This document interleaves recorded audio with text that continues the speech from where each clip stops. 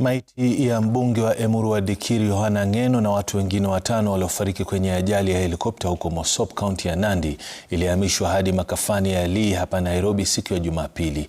Awali miili ya waathiriwa ilikuwa imepelekwa katika makafani ya hospitali ya Moi huko Eldoret saa chache tu baada ya ajali hiyo ya Jumamosi jioni. Familia, marafiki na viongozi wa kisiasa waliongozwa na waziri wa usalama Kipchumba Murkomen na mwenzake wa usafiri ama uchukuzi David Chirchir walifika katika uwanja wa ndege wa Jomo Kenyatta kupokea miili hiyo. Aidha, kabla ya safari ya kuelekea makafani ya Lee hapa Nairobi. Ben Kirui anaarifu. Huzuni na majonzi katika makafani ya Lee Nairobi.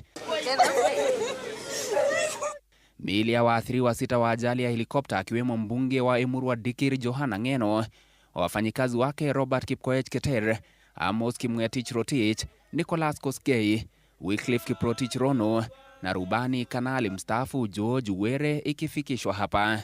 Jioni hii tumefika hapa Lee Funeral Home kutoka Eldoret ambapo tumefikisha the 6 bodies ya Mheshimiwa Johana Ng'eno, pilot na wasaidizi wake 4. Bado natoa condolences to the families, to the people of Kenya, to the Parliament of Kenya. Tangu asubuhi tumekuwa tukipanga ili hizi miili ama hizi bodies sifikishwe hapa.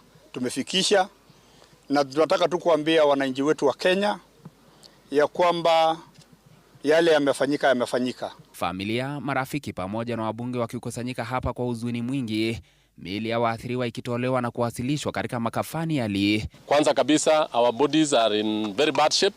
Hatutafanya viewing. Tunataka kuona ya kwamba kesho they'll work on them.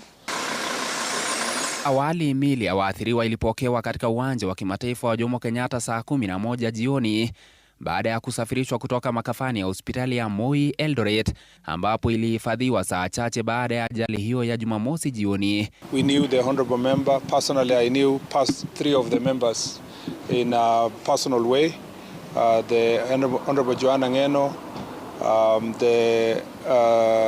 the pilot George Were and Carlos. We have just received the bodies like I indicated, and very unfortunate indeed, and we really wish to condole with the families, the members of parliament, and wish to assure you as the ministry will work to establish what exactly happened before the fateful crash. Serikali imesema uchunguzi wa ajali hiyo imeanzishwa huku ripoti za awali zikitarajiwa baada ya siku 30. Hata hivyo, viongozi wameonya dhidi ya kuingiza siasa katika tukio hili la kusikitisha. Kama kuna mtu ambaye ako close na Mheshimiwa Johana Ng'eno, labda mimi ni mmoja yao, sababu I'm the brother-in-law na namjua yeye sana, tumefanya kazi pamoja. So nataka tu kutoa uonyo ama kuwaomba wa ndugu zetu. Kuna njia mingi ya kutafuta kura, lakini kutafuta kura kwa kifo sidhani kama ni desturi yetu ya Kiafrika ama desturi ya Wakenya. Ni tukio la kusikitisha na ambalo limetikisa taifa, likipelekea kupotea kwa maisha ya mbunge, waajiriwa wake pamoja na rubani. Saa 25 baada ya tukio hilo, miili yao imehifadhiwa katika makafani ya Lee, huku familia, marafiki na taifa kwa jumla likikabiliana na pigo la tukio hilo. Ben Kirui, runinga ya Citizen, Nairobi.